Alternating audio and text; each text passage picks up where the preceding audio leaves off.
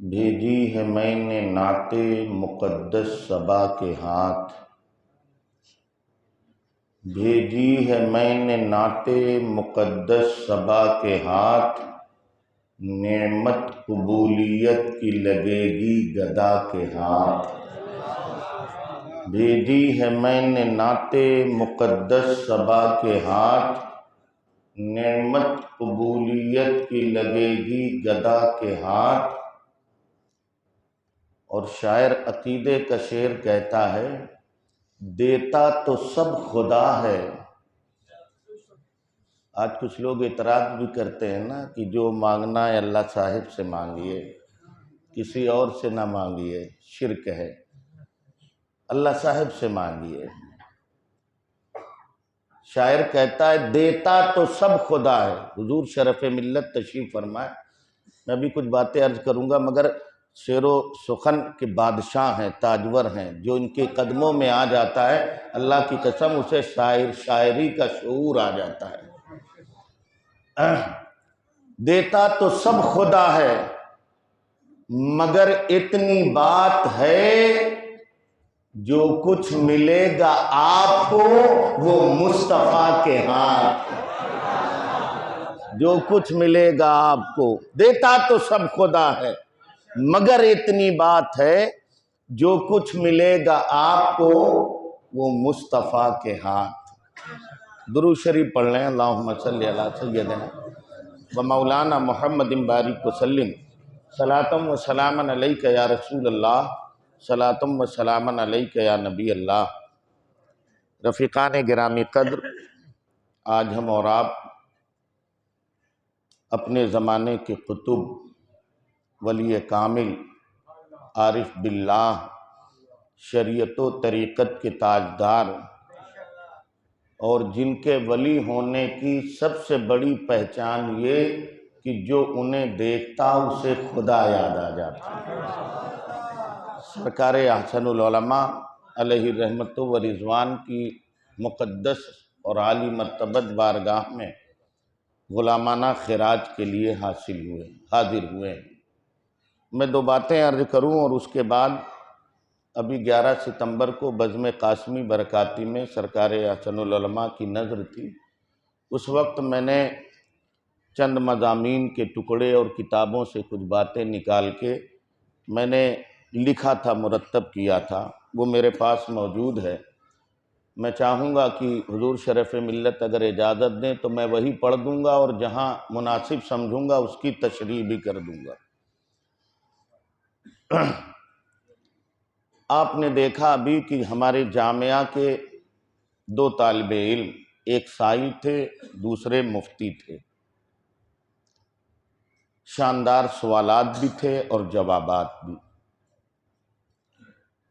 سرکار احسن العلماء علیہ رحمت و رضوان کا علم کتنا تر و تازہ تھا کہ بڑے بڑے علماء، طلباء حضرت کی بارگاہ میں آتے تو سرکار احسن العلماء کی عادت کریمہ یہ تھی کہ سامع کے ذوق کے مطابق گفتگو فرمایا کرتے۔ سننے والا جیسا ہوتا، سننے والا اگر کسان ہے تو کھیتی کسانی کی باتیں، نصیحت کی باتیں، سننے والا عالم ہے تو اس طرح کی باتیں، اور اگر طالب علم ہے تو اس طرح کی باتیں۔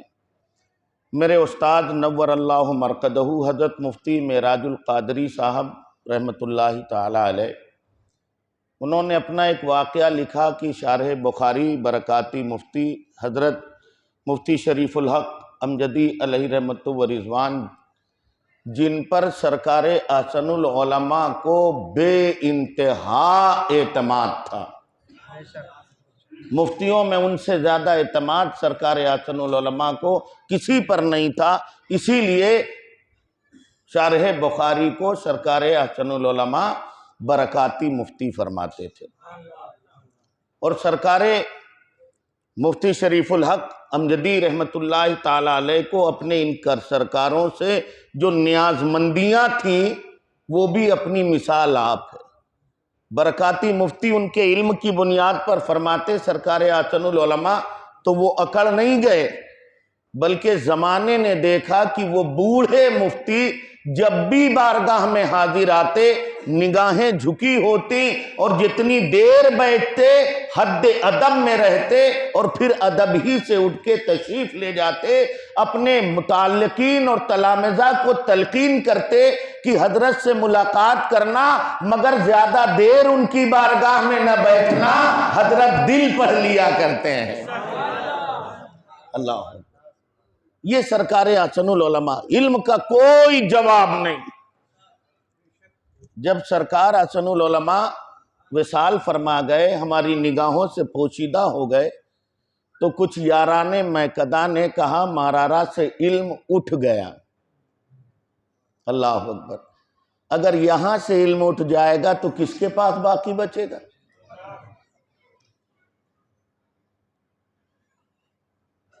ہمارے اکبر بھائی بیٹھے ہیں، میں ان کا مضمون پڑھ رہا تھا سیدین نمبر میں، تو انہوں نے اسی پیرائے میں ایک بات لکھی ہے،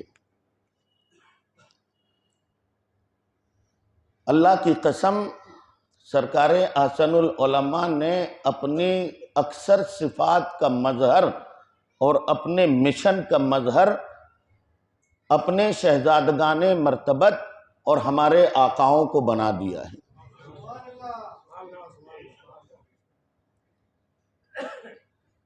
اکبر بھائی نے ایک واقعہ لکھا کہ یہاں سے نہ کبھی علم اٹھا ہے اور نہ کبھی اٹھے گا۔ علی کے گھر کا ہر بچہ جسے دیکھو شیر خدا معلوم ہوتا ہے۔ ایک مثال دے رہا ہوں، صرف وہ مثال اکبر بھائی نے لکھی، بیٹھے ہوئے ہیں، وہی ذمہ دار ہیں اس کی۔ موجودہ ولی عہد سجادہ حضور امان ملت، اللہ تعالیٰ ان کی عمر میں، علم میں، فضل میں، کمال میں برکتیں عطا فرمائے۔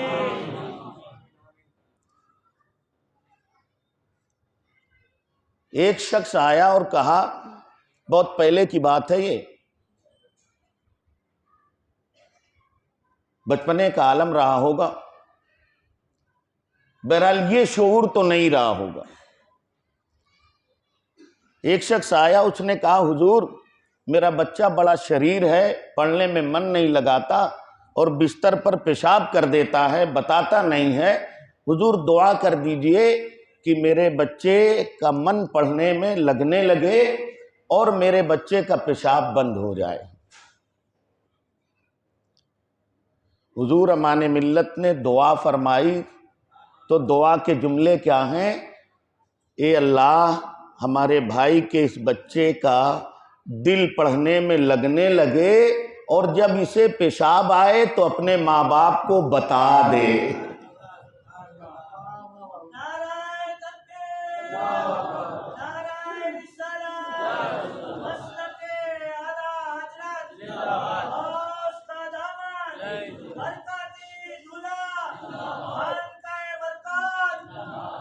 آپ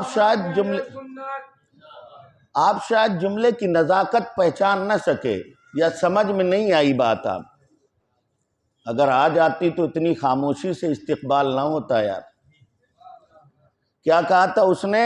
پڑھنے میں جی لگنے لگے اور اس کا پیشاب بند ہو جائے۔ جواب میں کیا دعا کی؟ پڑھنے میں جی لگے اور جب پیشاب آئے تو ماں باپ کو بتا دے۔ اگر پیشاب بند ہونے کی دعا کر دیتے اور قبول ہو جاتی تو یہ تو بڑی زحمت کی دعا تھی، اور خیبر کرار کے شہزادوں سے یہ ممکن ہی نہیں ہے کہ جب وہ اپنوں کو کیا اپنے دشمنوں کو نوازا کرتے ہیں۔ بہت بڑا دشمن گیا تھا امام زین العابدین کی بارگاہ میں، سب کچھ دے دیا، کہا پہچانا نہیں، کہا میں تجھے بھول کیسے سکتا ہوں، مگر وہ تیرا کردار تھا، یہ میرا کردار ہے۔ اب بتائیے جسے الفاظ پر اتنی گرفت ہو، ان کے شہزادوں سے علم فنا ہو سکتا ہے، اٹھ سکتا ہے؟ ہرگز نہیں۔ علماء بیٹھے تھے، یہ اکابر علماء، جامعہ احسن البرکات کے جو اساتذہ ہیں، مجھے چاپلوسی نہیں آتی الحمدللہ، ان آقاؤں کی جوتیاں سر کا تاج ہیں، میں بیجا چاپلوسی واپلوسی نہیں کرتا اور نہ مجھے آتی ہے۔ ہاں حق بات کا میں معترف بھی ہو جاتا ہوں اور حق بات قبول بھی کرتا ہوں۔ یہ اساتذہ بہت قابل ہیں، بلا شبہ، اس میں دو رائے نہیں۔ مگر آپ نے دیکھا کہ ابھی حضور شرف ملت تشریف لائے، سوال و جواب کے معاً بعد دو باتیں قابل غور ہیں۔ ایک تو یہ کہ مشائخ مہرارہ مسائل شرعیہ کو بہت غور سے، بلکہ ہر بات کو بہت غور سے سماعت کرتے ہیں، ایک بات۔ دوسری بات، چونکہ وہ باتیں مبہم تھی، جواب بالکل صحیح تھا، اس میں دو رائے نہیں، لیکن باتوں میں تھوڑا سا ابہام تھا، پوشیدگی تھی۔ اس کو سرکار شرف ملت نے جتنی وضاحت سے بیان کر دیا وہ آپ کی بھی سمجھ میں آ گیا اور ہم علماء کی بھی سمجھ میں آ گئی وہ بات۔ آپ نے دیکھا کہ سوال تھا کہ قبلہ رخ ہو کے پیشاب کیا جائے تو پورب پچھم اتر دکھن کی بات آئی، مجھے حدیث شریف یاد آئی کہ حدیث شریف میں بھی آقا نے فرمایا لا تستقبلوا ولا تستدبروا، قبلہ رخ نہ منہ کر کے پیشاب پاخانہ کرو اور نہ پیٹ کر کے پیشاب پاخانہ کرو۔